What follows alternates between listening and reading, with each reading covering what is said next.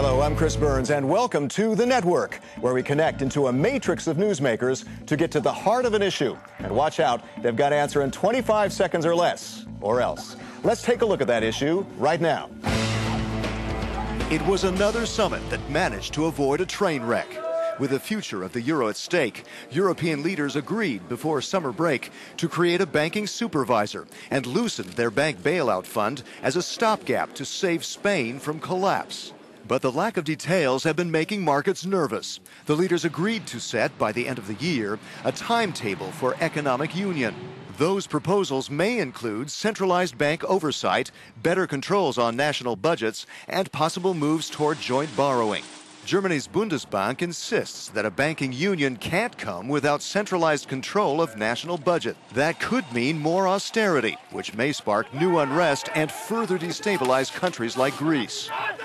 Reformists argue that opening up closed economies to Europe's single market is also key, along with more funding for infrastructure projects to create jobs. Or is any solution simply buying time before a breakup?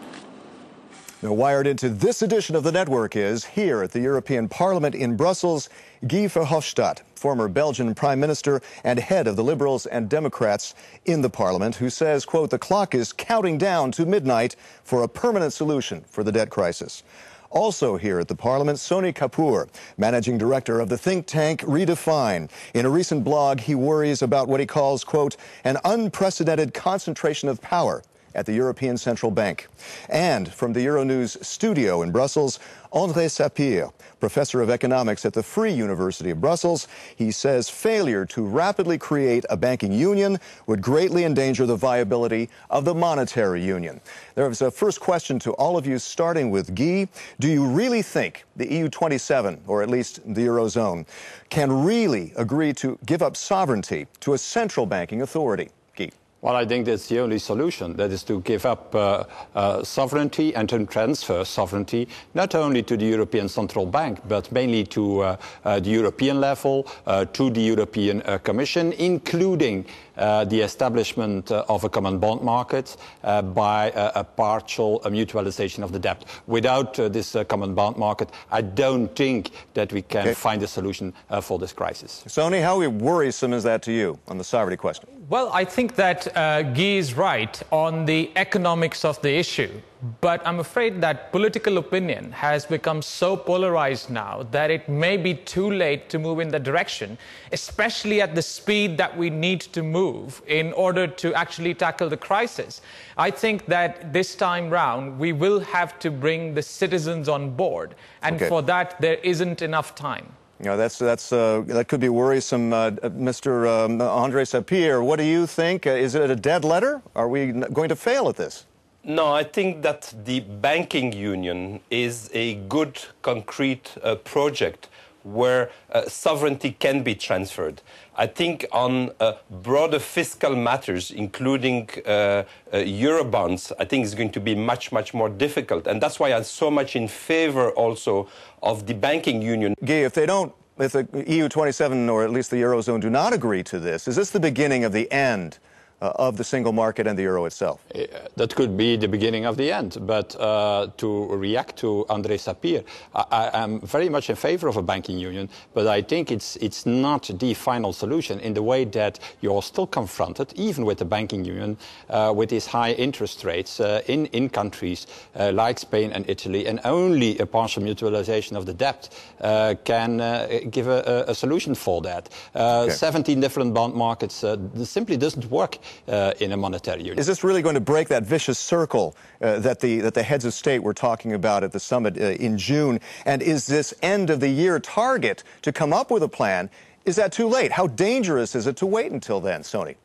Well, I think that the end of the year target has already become the end of next year. So what was decided conceptually was very good, that the vicious link between banks and sovereigns would be broken by a direct injection of capital into Spanish banks. But that timetable is already looking like they are discussing this may happen in 2014 at the earliest. And that would be too late. Okay, well, Andre, Chancellor Merkel is under fire. Let's look at the political realities. She's under fire over these bailouts up to now already. 150 German economists just signed a letter recently. There's dissent in her party. The polls show the public in Germany opposed. Other leaders are backpedaling.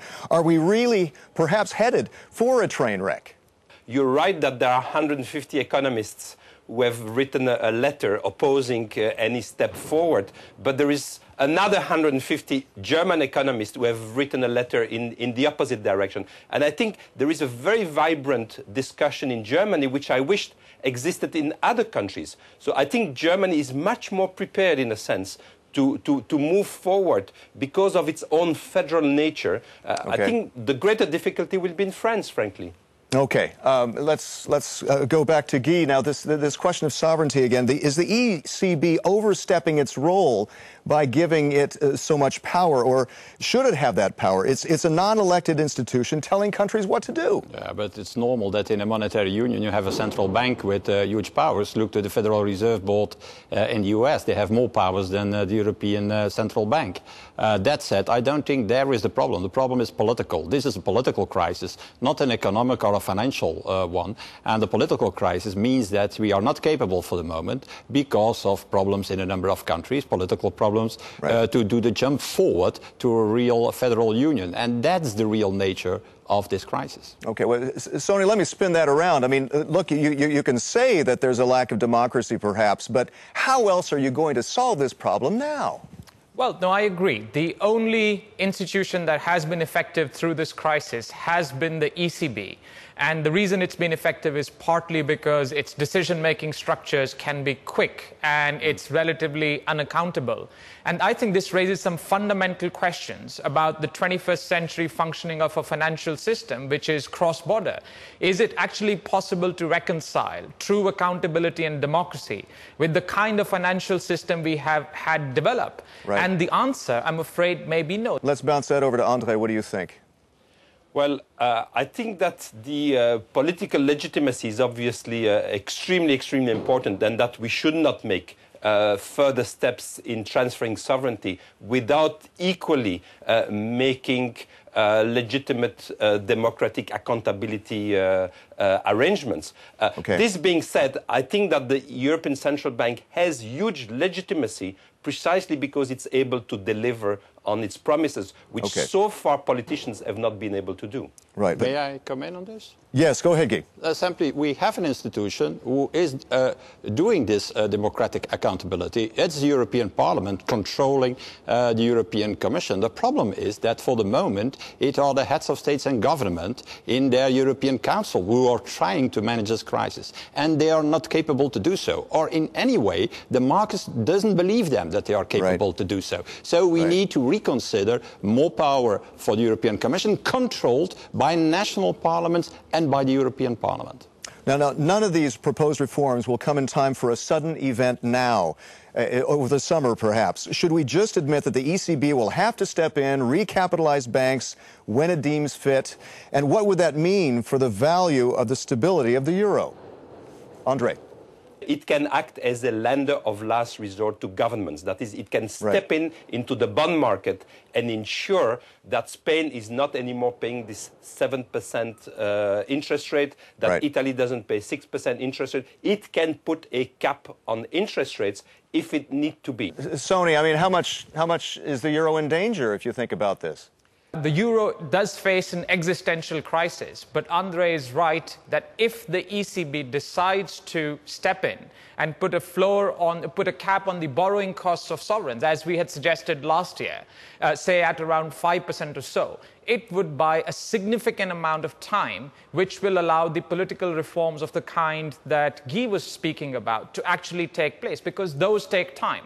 Okay, Guy, go ahead, Guy. I hope that the European Central Bank is not coming in too fast in all this. Why? Because I know politicians that shall take pressure away from the politicians to do what is necessary and to agree on the reforms that are necessary. Okay, that's all the time we've got for now. Thank you, gentlemen. I'd like to thank our guests, Guy Verhofstadt, Sony Kapoor, and Andre Sapir. I'm Chris Burns, and until next time, thanks for connecting with The Network.